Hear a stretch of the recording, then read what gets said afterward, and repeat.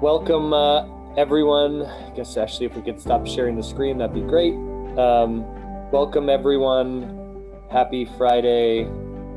As I say, we made it through another week, so I appreciate you joining us today. My name is Josh Campbell. I'm the CEO of Techonomy, and we're really excited to have you joining us today.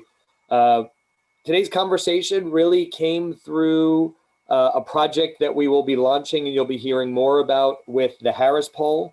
We're calling it the American Progress Project, really to look at progress specifically in America as it pertains to individuals, their access to healthcare, education, financial stability, as it pertains to industries, quality of education, healthcare, the digital divide, equality. So really, we'll be talking about next year releasing this report where we'll dive deep into all these aspects of society. Have we made enough progress? In most cases, no. We know that. What have been the things that have held us back? What are the things we could do to accelerate progress? So we're excited to do that. So excited to have this conversation, which brings together some of our members from our community and from our membership to talk about how they're thinking about progress and their specific areas of expertise. So without further ado, I'll hand it over to David to introduce some of our members and talk about progress. Thanks, Josh. Okay, well, we're sort of trying something new here today, and indulge us as we do that. The question we're trying to ask is, as Josh says, how can the U.S. accelerate progress? But we had a little discussion just now among just some of Techonomy's members, and one of the things we were discussing, partly at my request, was what is progress? So that's always a question lingering in the background here, and I invite any of our designated discussants to address that to the degree they feel it appropriate. But what we're going to do is invite each of them in turn to come on. We'll put their video on. And then when we have 5 of them on screen, we'll kind of turn it into a more broad conversation and invite the comments and questions from those of you who are in the attendees. And I'm just going to ask each person to briefly introduce themselves when they come on screen. And let's start with Elizabeth. Can you start your video and unmute yourself? And I think you should be able to do that. Okay, and so go ahead and introduce yourself and then give us any thoughts you have about how the U.S. can accelerate progress, and we'll hear from 4 more of our members in just a few minutes. Thanks very much, David. I'm Elizabeth Langland. I'm director of the Lincoln Center for Applied Ethics at Arizona State University, where we're focusing on humane technologies and ethical innovation. There are so many interesting questions that arise when one asks about whether we're actually making progress. And sometimes I think progress involves a step back as well as forward. What I'm thinking is that, for example, we've got so much more awareness that digital technologies can have negative as well as positive effects. And that kind of awareness is progress of a sort. At the same time, it's not clear how we need to proceed always. And what I'm thinking right now about, of course, is the misinformation that afflicts us everywhere. I was shocked today, for example, to read that patients who are in the ICU with COVID are calling COVID a hoax. This seems quite extraordinary to me on the movement we've made toward misinformation. At Arizona State, we recently had a webinar in which we discussed the pandemic of misinformation. And what came out of that is really that there are no simple answers. There's no simple way to progress on this kind of issue. As Dan Gilmore, who's a longtime journalist, early blogger of the nascent tech industry in Silicon Valley, said, there's always been misinformation. The difference is now tech and bad actors. And so how do we deal with that? Well, tech has a role, yes. Tech can put in things like speed bumps. Traditional media has a role, helping to educate the populace, helping us to be aware of what are facts, where there's evidence for those facts. Individuals have a role. We need to be more aware of those things that we're hearing and whether they have justification, whether they're humane and ethical sort of answers to what we're hearing.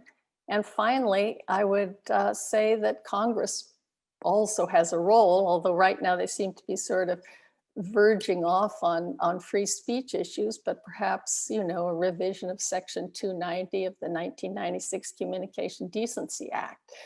But I think it's, you know, what we ended up with, there's no one thing, there's nothing that will solve it, but perhaps everything together will help us to solve some of these problems. And since I'm in education, that's something that's very attractive to me.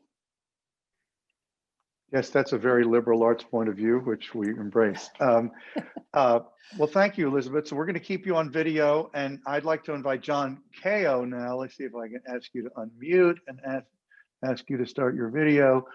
And John, please introduce yourself and come on video. There you go. Well, thanks, David, and thanks for having me. It's a pleasure to be here. I'm John Kao. I'm currently the chairman of the Institute for Large-Scale Innovation, which is a research and practice center looking at how innovation works at societal scale as well as at enterprise scale. I'm a former Harvard Business School professor and a gadfly for innovation, working with companies, and also a serial entrepreneur based in San Francisco. So enough words about me. I'm going to pull from two different facets of my somewhat checkered, eclectic past.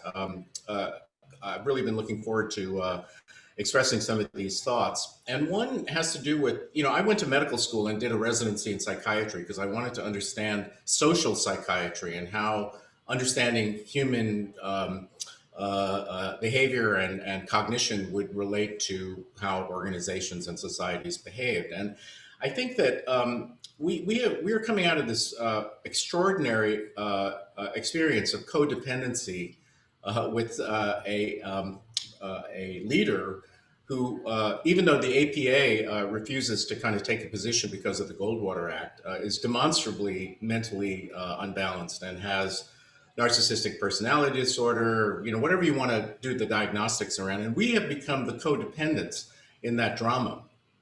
Well, what does that mean? It means that our psychic energy is absorbed in coping with this relationship, fear, pleasing, denial, anxiety, and so forth and so on. And, you know, this relates to then the question, I would say, of, let's say, cognitive and psychological capacity to manage progressive, not progressive politically, but a progress-oriented agenda.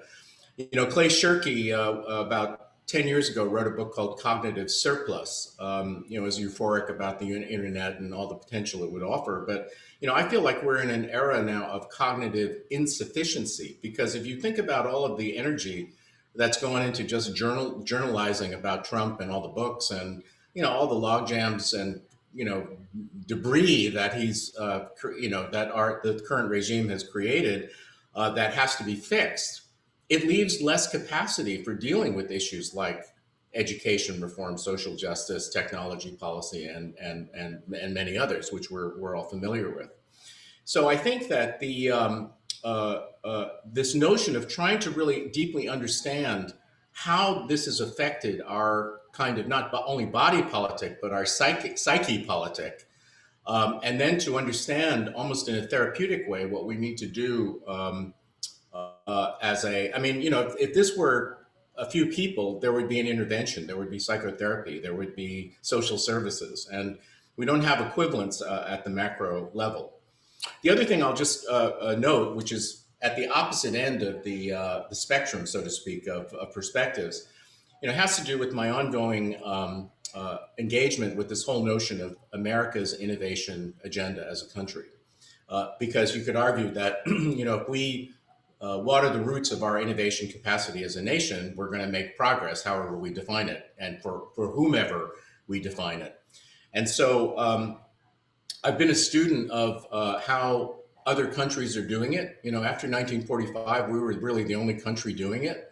And we had all the advantages, and really now our only advantage is our culture, in terms of permission to take risks and endure failure. And you've got 50 countries around the world that have well-oiled national innovation agendas. You have China that has a whole of country approach to artificial intelligence that relates to not just commercialization but national security. I spoke with a very senior Defense Department official yesterday and queried him about this. And he said his deepest concern was that every day we were going backwards and losing ground, which is, of course, the antithesis of progress, because even Britain just announced they have an AI agency in their defense establishment. But you'd be hard pressed, with some caveats, to find where the big brains are that are really thinking about this in relation to our $2 billion a day defense budget, which is, the AI data science of the future, creating the necessity for really being able to think better. So we don't have a national innovation strategy. We haven't had a national innovation strategy and stewardship process these years. And there are glimmerings of hope in terms of the Schumer plan and the Biden plan. And of course, these all depend on a consensus, which, as you, David, pointed out earlier, doesn't really exist. So you can have a great doorstopper plan, but if it doesn't get implemented, and more importantly, if it doesn't get bought into, there are going to be some real difficulties. So I feel like we've got a real challenge to create more cognitive and social surplus and more, in a sense, social psychological health in order to be able to have the capacity to think better, to behave in a more deliberate and useful way. So those are my two contributions. Thanks, John. Since you seem to be sitting at a piano, can you put an exclamation point on that by just giving us like one arpeggio or something?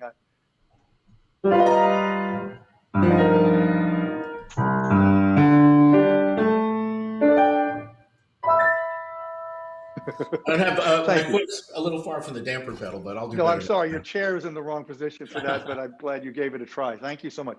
Sure. So, Bill Reduchel, I'm going to ask you now to come on.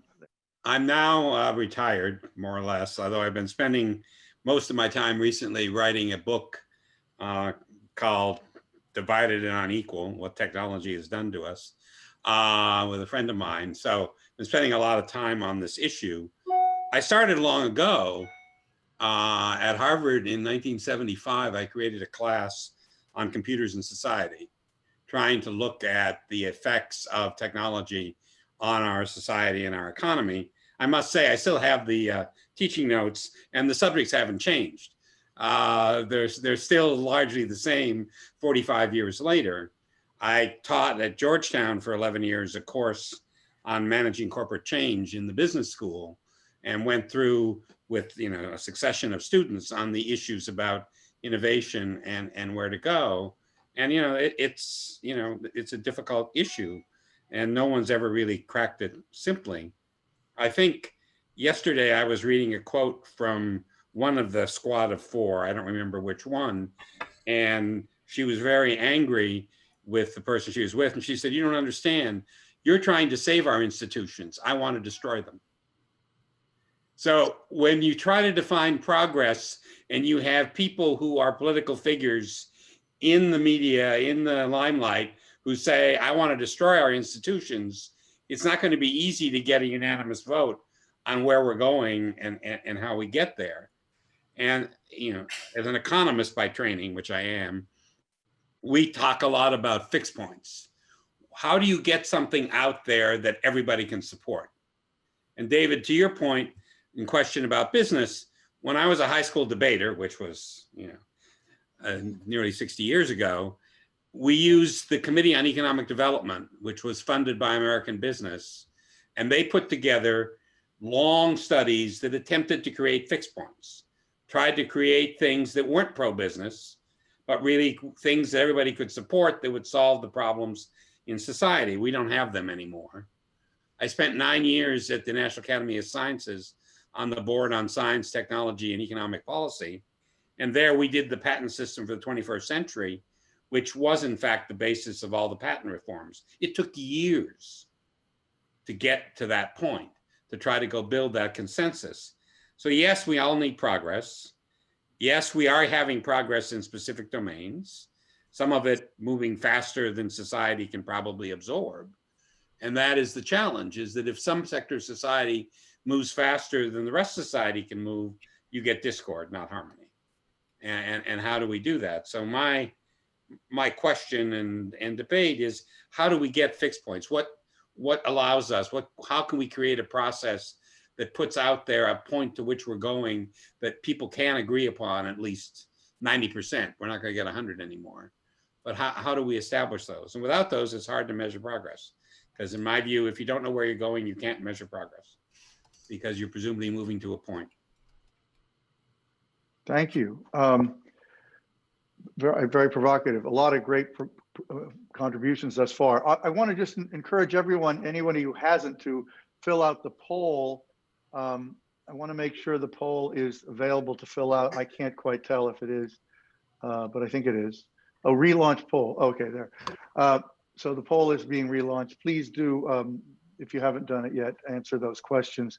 And Will Sarney, where are you? There we go. Okay. Should be able to come on and join us, Will.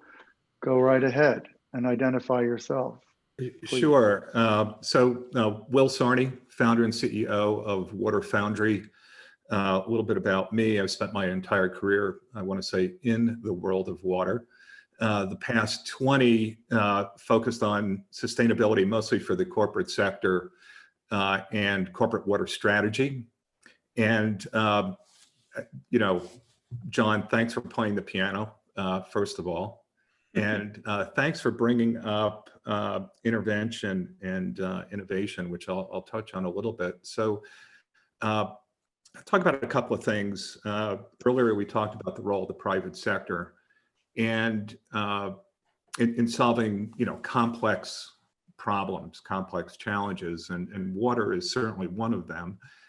And increasingly, what I am doing and other colleagues is talking about water as a wicked problem. And, if you look at the definition of a wicked problem, one of the attributes is that wicked problems cannot be solved by any one stakeholder.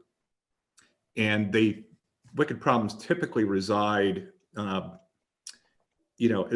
part of public policy failure. And, I would say, I'm just be forewarned, I'm a little biased because I spend most of my time working with US, non-US multinationals and entrepreneurs on addressing water issues. And if you think about water as a wicked problem, it's really helpful because we need to engage the public sector that has scale, but I would argue no speed, and entrepreneurs that have speed but no scale. And then, NGOs, multinationals, academic institutions sit somewhere in between. So what is the platform for engaging all of those key players in solving, in my world, water is a wicked problem? About progress, my view is that status quo is killing us. And that's really the competition in really innovation very broadly in terms of technology and new business models. So, what do I think we need to really make progress in the world of water to address, economic development, business growth, ecosystem health, social well-being and spiritual needs associated with water? Dare I say we need a national water policy where we actually value water. And there are, and I go back to John, there's a number of great examples where there are national water policies that value water, drive innovation, build innovation into an export business. We have the capacity to do that in the US. So, national water policy, drive innovation in public policy. In my world, the big lever that is being pulled is digital technologies. And that is everything from satellite data acquisition and analytics to real-time water quality monitoring at the tap, so we don't have Flint again. Incredibly powerful. I talked about building it as an export business. And then also we need a different way of thinking about how to invest in the water technology sector. You know, water tech is not clean tech. And water tech doesn't really fit nicely into the VC world because we're not a dating app and a dockless scooter company. And our ability to create a unicorn in 2 years is problematic. So thinking about crowdfunding, investment in startup companies and nurturing them in a different way. And there are really good signs in terms of corporate venture initiatives, foundations. So, you know, I look for a hopeful future in all the moving parts, and they're there. So how do we scale this so we have water to make computer chips? Real quick, Will, since you're working on such a specific issue. Oh, and I see Esther has joined us. We were missing Esther, so she's going to be next. But do you feel, and this is something we were talking about in our private member session just a minute ago, do you think that there really is a sort of kind of tipping point or a prospective tipping point in the attitudes of business around issues like the one that you're working on so passionately? Yeah, I'm glad you picked up the passion.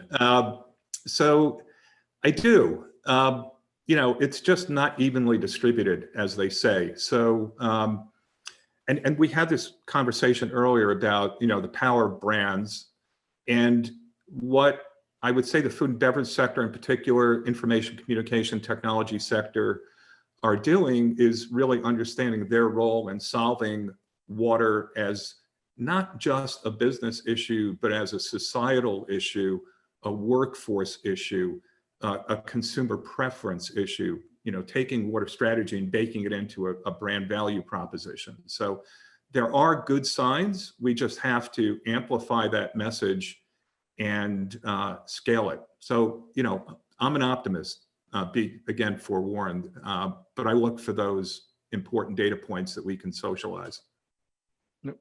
We do like optimists, and you've written for us twice this year, and we hope you'll do so more on this issue in an optimistic fashion. Okay, I think Esther's video is on, so we're happy to have you back, Esther. Please take it away. Tell us who you are and how you view this issue of whether the U.S. can accelerate progress. Great. Actually, fortunately, I've been on the whole time, so I won't repeat all the brilliant things that were already said before me. What I'd like to do is start by defining progress. And I would argue it's not a destination. You know, the only destination is if you're dead, because then the story ends. It's more a direction, and I'd say it's fundamentally going west rather than north to the North Pole. And where we want to go, you know, like everything, is up to the upper right-hand corner of the quadrant chart and beyond. And one axis is we want to think long-term rather than short-term. And the other axis is that we want to think about society broadly rather than our own interest group, our own race, our own, you know, kind of profession or our own ethnicity. And as a society, we're like in these little warring camps rather than up in the nice right-hand corner that I guess I should do it like this on Zoom that we're all looking for. So what does that mean? First of all, my name's Esther Dyson. I started a nonprofit called Way to Wellville in 2014. It's focused on helping some small communities become exactly more long-term thinking, more healthy, more equitable among the community members. So I'm kind of calling my own bluff. But I also trained both as a journalist and was in the tech industry with you, David, for many years. And I also trained as an economist. And so I think I'd like to apply economic thinking to this, but in a different way. The first thing is, so many people measure progress in terms of our GDP. You know, we produce more, that's great. But a smart economist would look at the difference between investment and expenses. If you're in a business and you invest in R&D, or call it innovation, or if you're a country and you invest in children and bridges and infrastructure and highways and a postal service that you can count on, that should not be taken out of your GDP. And economists would say, no, that's an investment. You can amortize it over many years, but it's not the same as spending on caring for sick people who shouldn't be sick, putting people in jail who, if they had a better childhood, would not be criminals, or worse, who got arrested on a drug charge and really are not criminals, even though they were convicted. Make that distinction between spending that should be unnecessary, and in an ideal world, even spending on defense would be unnecessary and so forth. But but focus on how we can invest in the future rather than spend in the present on fixing problems from the past. That is where progress is. And then just really briefly to kind of get concrete. I talk to a lot of businesses and they all say, we'd like to pay our workers more, but we've got the competition. We don't really want to sell guns, but people ask for guns. We'd love to do things right, but we can't disarm unilaterally. And so there is a role, I think, less for government regulation. I mean, FDA, yes, and so forth. But what we should start doing is pricing the externalities back into what we're doing. We should price the costs of sugar back into sugar and soft drinks. We do this with cigarettes already, and it's amazingly effective. We should also do it in the other direction. We should subsidize childcare and pay teachers more. One thing we can do is minimum wage. It's a way of making the economics work. Everybody would, as long as the other guy's paying the same minimum wage, then I'm not at an economic disadvantage. So finally, we need to do this in a way that's across the country rather than having the poor districts pay for poor schools and the rich districts pay for better schools. We need to somehow, I would love the private sector to deliver healthcare, but I want them to be paid for it in terms of the outcomes, not the inputs. And I want the government to fund it.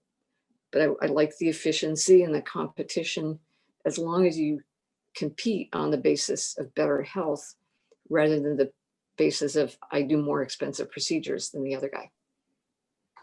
Wow. Okay, great. And just one last plea to fill out the poll, and then we'll share it in just a second. I would just, what you just said about disparities in education reminds me, in conjunction with John Keogh's comment about AI and US versus China. I did an interview with Kai-Fu Lee just this week for the DLD conference, which is a brethren event of techonomy or sisterly event, depending on whatever gender you want to care about. Sibling events, Sibling, sorry, I'm just being clumsy. It is a sibling event and we love DLD. And they had an event with Kai-Fu and I was invited to interview him. And one of the things he said this week was that during COVID, Chinese students have not generally fallen behind. Dearly to the degree they have in the United States, partly because they have more or less a national curriculum, and because they had already digitized many aspects of it, and because much of the digital education that China is now doing involves avatars for the teachers, even avatars for the students, a lot of gamification. The students enjoy it, and there's a lot of integration with the classroom when the classroom is in session, which mostly they are now, and that a lot of the digital stuff is happening even when schools are in session, so that the difference, the distinction between the US and China on educating young people has been vast during this year when we've been so challenged by the pandemic. And if you want to talk about progress and who's making it and who's not making it, that should, I think, give us all cause for concern and thinking. And what you said about national standards and changing the way that schools are paid for in the US is a massive and possibly almost inconceivably difficult challenge. But I'm going to share the results of the poll now, just so everybody can see it, because we'll see that we're not terribly optimistic right here. The overwhelming majority, or certainly the considerable majority of you all, think the US is not making progress. Interestingly, you were not optimistic a year ago either. You seem even less optimistic a year ago. Many of you believe the Biden administration will allow the US to make more progress. To the degree this is, this is just how do you define progress? 10 years, general sort of cautious optimism. But then this is interesting. If you look at question number 5, 69% of you believe the world is making progress faster than the US. I would dare say that answer would not have come out that way during most of the last 50 years. And then finally, I just came up with a bunch of areas, and this is very unscientific, but I think Esther might find this gratifying, that healthcare is by far the one thing that almost everybody picked as one of the, I only let you pick 4. Second looks like the climate. I could have defined it as climate, the environment, and greenhouse gases. Education looks like it's third. Racial equality and inclusion is pretty high up. Didn't give you too many that you could pick. But so that's what you all thought about this issue of progress. Now I would just invite all of you who are here, everybody and attendees and other, please feel free, if you have comments or questions, type them in the chat. But in the meantime, do any of you have thoughts on what you've heard from your co-discussants, or anything you forgot to say the first time?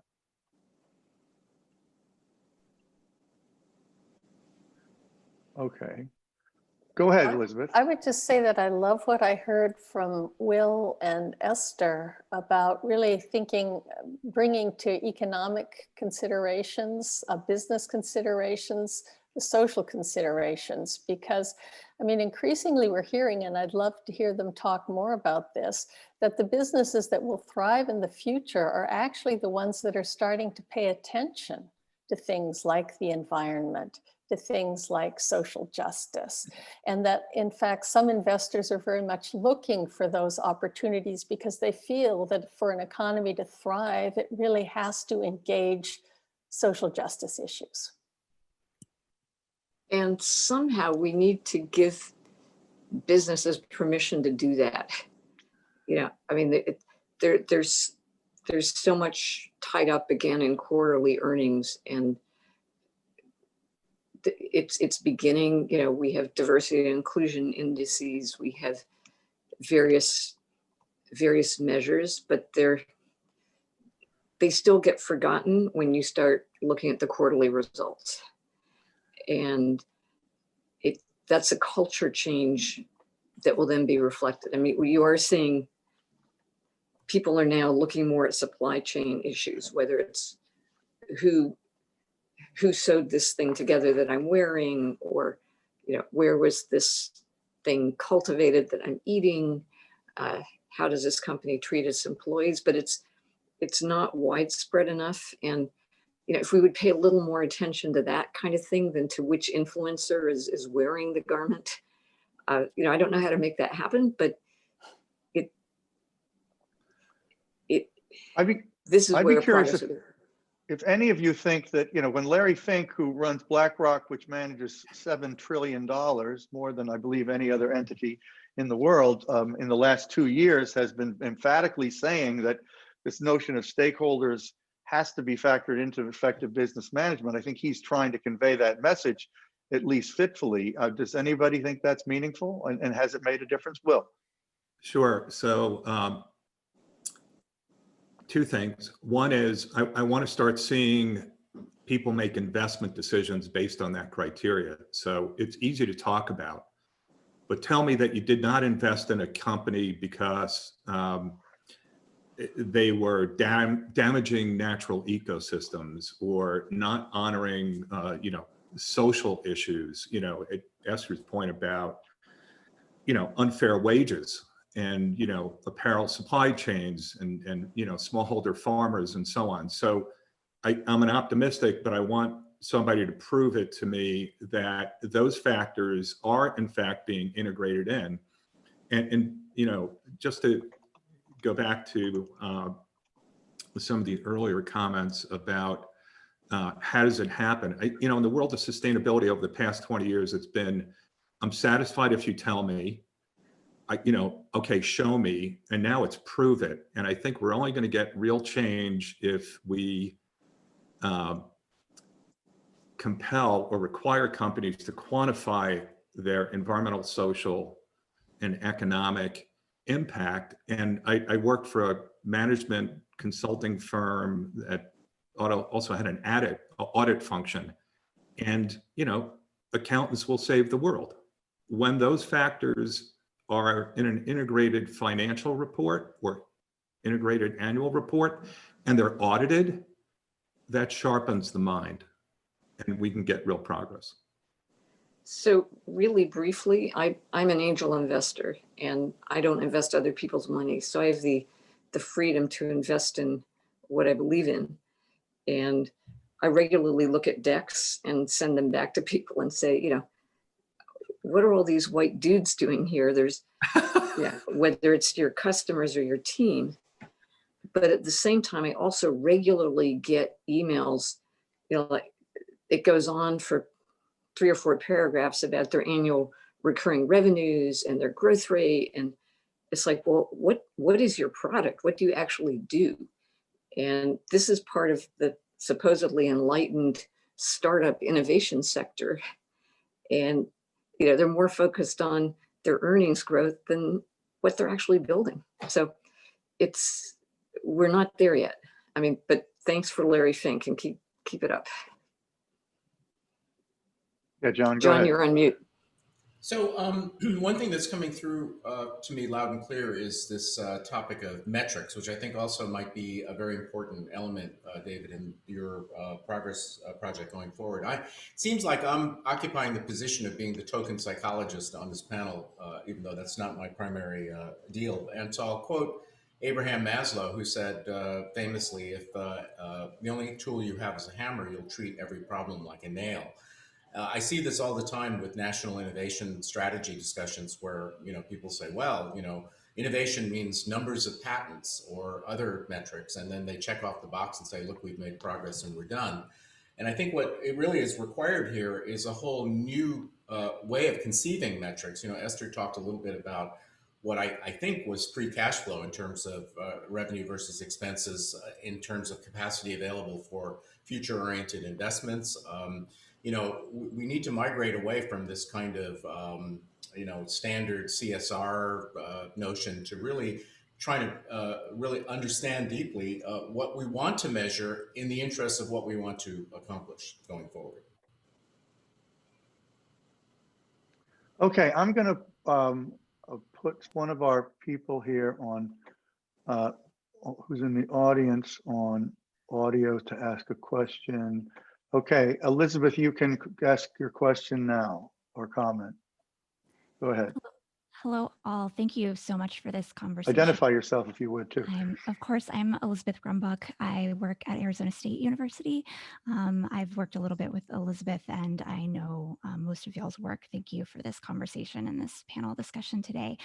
I am kind of struck by how big education and education reform was on the poll results. And I wonder, because this conversation keeps kind of returning back or mentioning education, if the panelists would talk a little bit about loan forgiveness and how that's been a major conversation the past several weeks, past several months, and how this could possibly help not only with economic growth, but also racial and economic equity in especially the United States. And happy to clarify anything too.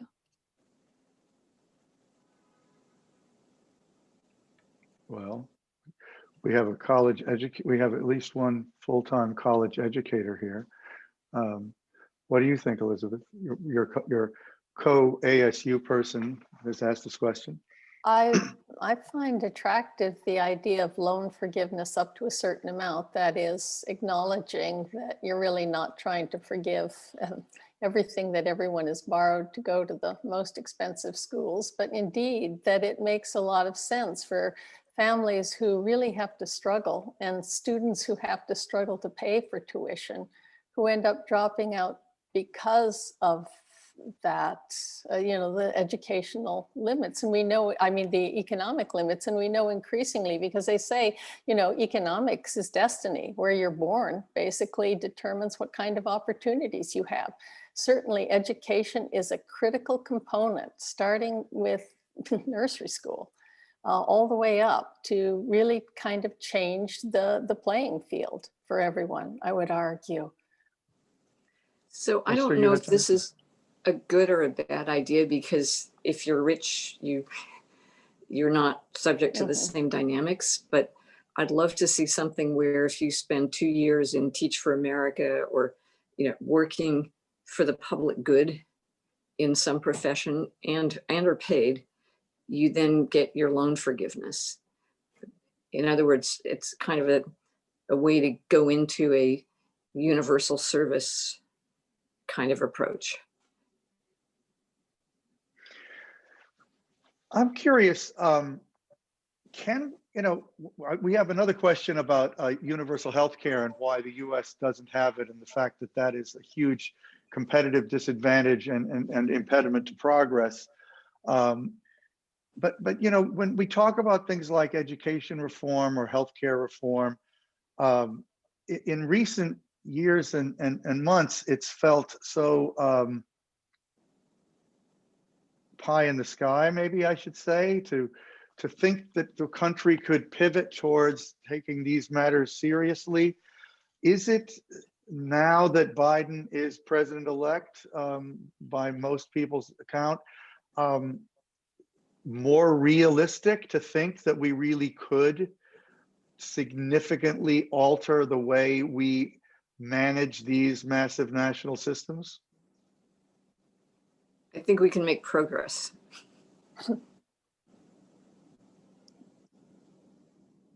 Will, did you have, you look like you might be pregnant with speech there, but okay. Well, there I you go. think, again, progress has to be defined. I mean, in healthcare, it's very complicated. Very complicated. Who gets what procedures where? I mean, I live with Medicare, and I'm dealing all the time with bureaucrats deciding whether a treatment my doctor recommended is appropriate or not. I mean, we got to decide, A, how much we can afford to spend, and B, what we do want. And I don't know how to have that conversation. We're not having that. We're making But one thing it's good to one go thing that is this direction without knowing where we're going. universal coverage at a minimum is something that is hard to dispute as a virtue. How you get there, I mean, I think we are the only advanced country, the only even semi-advanced country that doesn't have some form of universal coverage, if I'm not mistaken. Esther, were you going to say something? Yeah, I mean, the problem with universal coverage is it's like saying universal education.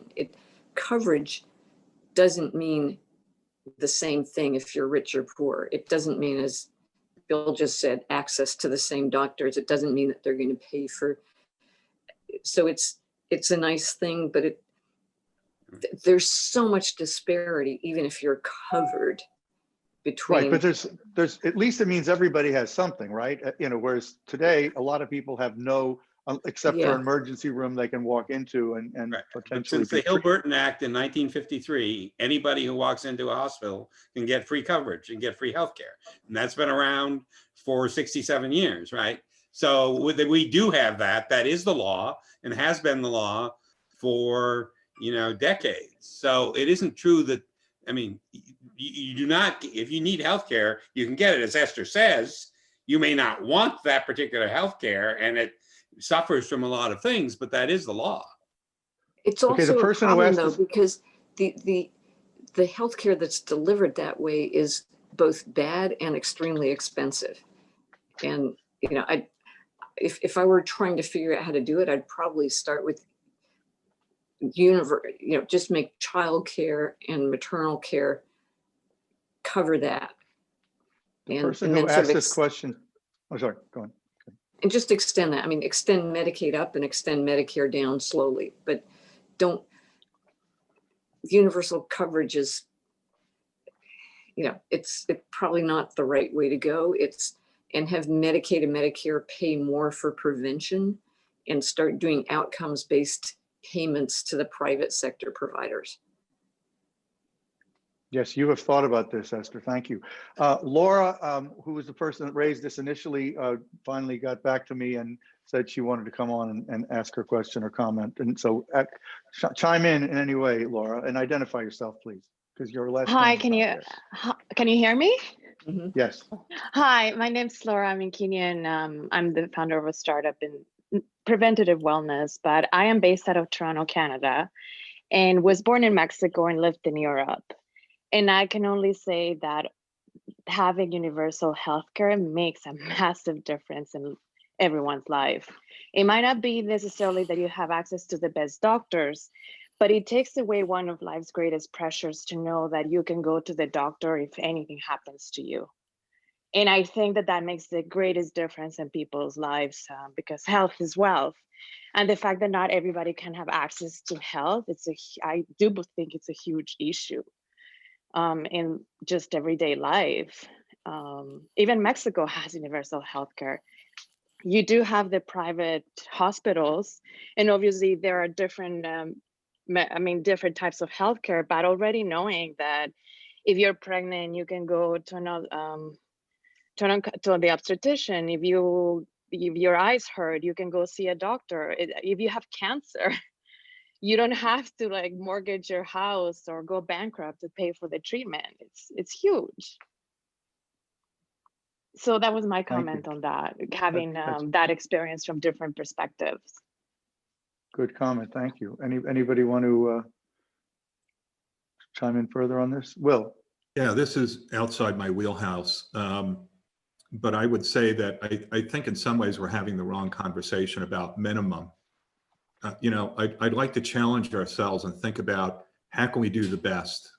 And this notion that we live in a society that raising 3 kids, you worry about education, you worry about healthcare, and that is a base load of stress that is problematic.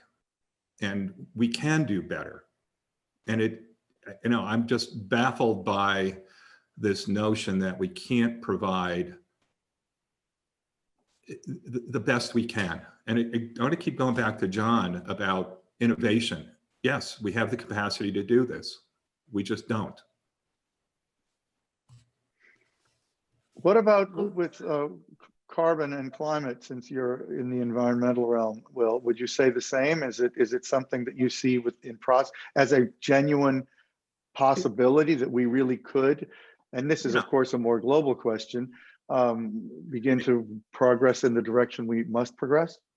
I would say yes. And despite the trauma of the last 4 years, the private sector has actually done quite a bit in terms of climate change. And you're seeing increasingly them commit to reducing carbon emissions, even going back and offsetting carbon emissions over 30 years, things like that. So sort of the easy thing is for the private sector to commit to a carbon emission goal and addressing climate change, because carbon's fungible. A ton of carbon anywhere is the same. It's much more of a challenge with respect to social issues, water issues, things like that. So this was the easy thing to do. And fortunately, they're doing it. And you're actually seeing them roll in things like addressing water issues under their climate funds. So again, progress more than I would have thought of just a few years ago. I should just mention that, we have a conference coming up on the Health and Wealth of America in week after next. One of our speakers will be Bill McDonough, who's got a lot of interesting thoughts about this issue of carbon and where it should go. And he says, we don't want to decarbonize because we're made of carbon, but we want to put it where it belongs. And he's got a lot of passion on that matter, on that topic.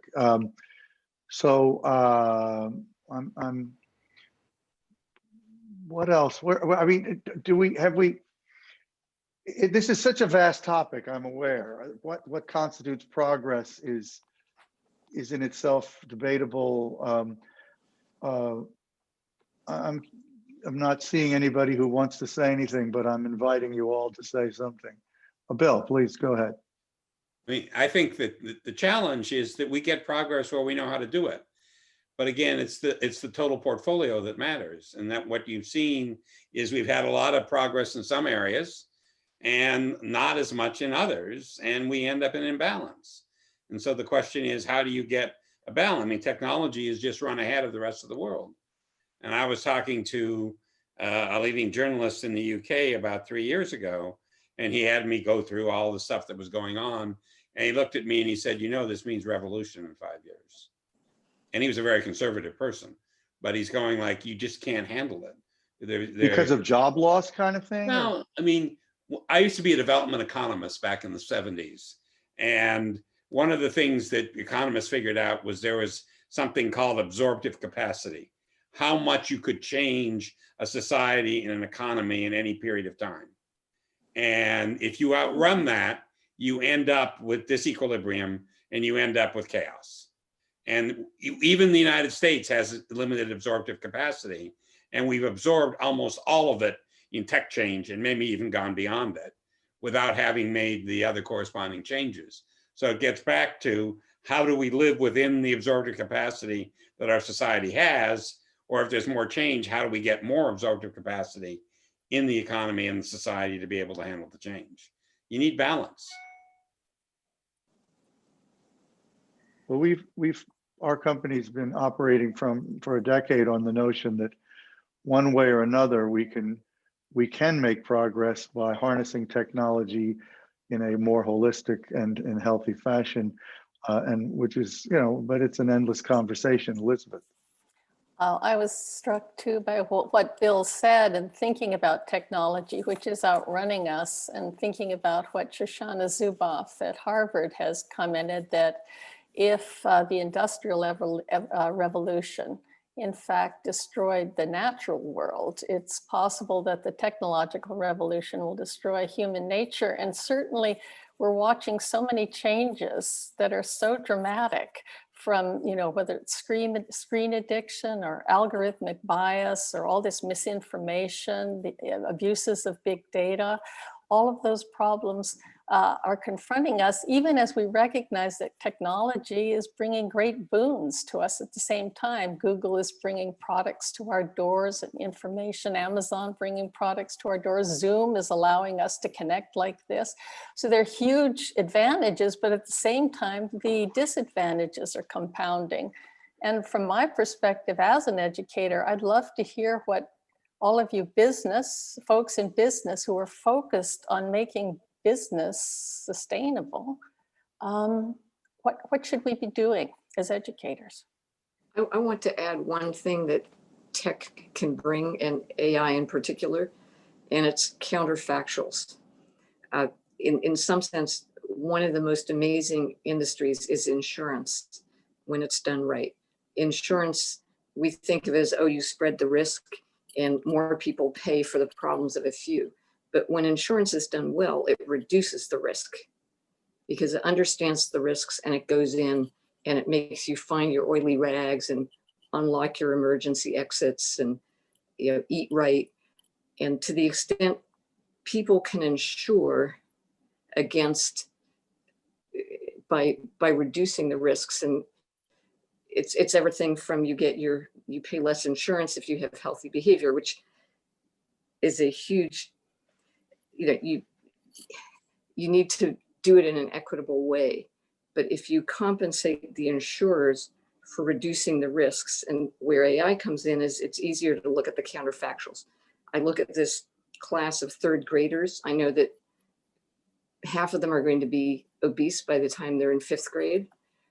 Then I pay somebody to intervene and help them all eat healthy and pay for good school lunches and so forth. And then I share those benefits, et cetera, et cetera. So if we can invest in the delta rather than just the thing itself, we're going to be a long way towards doing some of this, including getting kids through school, Elizabeth. Yeah. Well-designed insurance is a crude form to price in externalities, in effect, right? Fair enough. And I might say too, as someone who spent too much of my life scrutinizing Facebook. I really, and it's a broken record point, but they have managed their business irresponsibly. And that is one of the primary causes of American division. I firmly believe that. I mean, even something as basic as the rise of QAnon and the associated conviction that COVID doesn't exist, that and a lot of related vaccine resistance. So many of these things have gotten supercharged by the divisiveness that has been made elementary to reinforce, to seek to create, and to fall accidentally prey to on particularly Facebook, and their oversights have contributed to a lot of that, in my opinion, and their desire to profit at all costs. Bill, you've Oh, you know, we I'm got to sorry. wrap shortly, but I know. When I was in graduate school, I took economic history from Alexander Gerschenkron, who was one of the great economic historians of all time. And he asked the class to name the technology that was most important for the Industrial Revolution. We failed. We came up with the steam engine, the railroad, all sorts of things.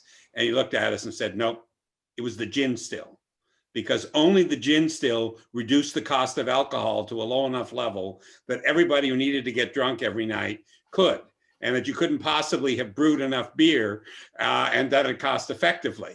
And I mean, it helps you go back and think about what it takes to make change happen. And if you need people to change, it was the lubricant. And if you read descriptions of that time, there was an awful lot of gin consumed every night in Britain during the Industrial Revolution. You know, I don't know, maybe social media was that during our recent change, but as I said, I've just written a book on this, so thanks. And in the US in the 1800s. David, thank you for bringing that up.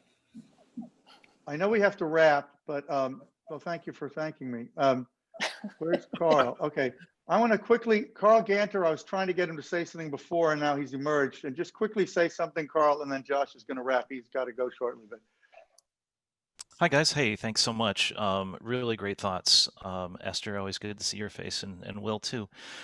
So I was really taken by Bill's comment, and I'm always one, I come from the journalism world, so what's holding us back? I thought it was really interesting to know about our absorptive capacity. So what are the key impediments? Because clearly we have to increase that capacity quickly. Read a book called Good Economics, Bad Economics. It's human inertia. Okay. Okay, we're gonna really have to wrap, and I think Josh is going to leave us before he gets to sort of wrap himself. But you want to say something before you go, Josh? No, just again, I'll quickly thank everyone again for joining us. I think this idea of progress is really important, and we're excited to partner with the Harris Poll on sort of figuring out how we could research this idea of progress, both individual progress as well as societal progress. I put in the chat our Health+Wealth of America, our next multi-day event, which will take place December 1st through 3rd. Hopefully you'll be able to join us for that.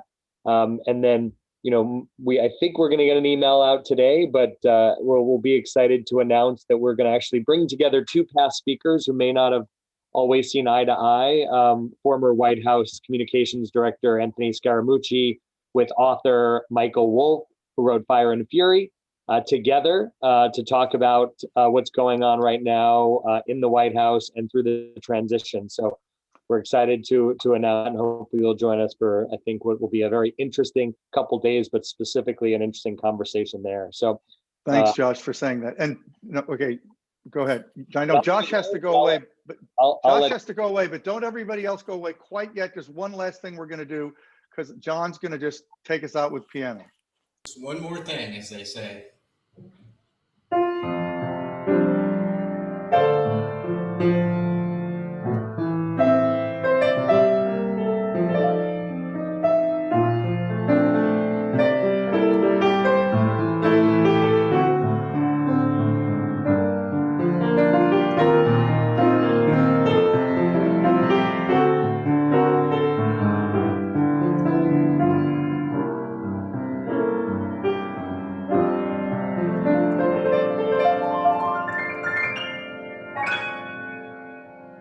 Nice choice with a little dissonance just to show that nothing is certain. An Thank you all. optimistic ending. Yes, thank you. It was. Thanks everybody for a great conversation. We had a nice comment. Somebody said there's wisdom on the panel, so it was nice that somebody thought that, and we'll continue in all of these discussions and hope that we make progress. So thank you, everybody. Be safe. Thank you.